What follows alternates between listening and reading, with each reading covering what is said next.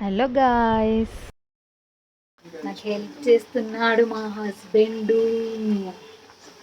సుయారం వచ్చేసిన తర్వాత ఇక్కడ మా మమ్మీ వడల పిండి పంపించింది. సో వడలు వేస్తున్నాం. అండ్ మా హస్బెండ్ ఇక్కడ చాలా హెల్ప్ చేసిండు నాకు.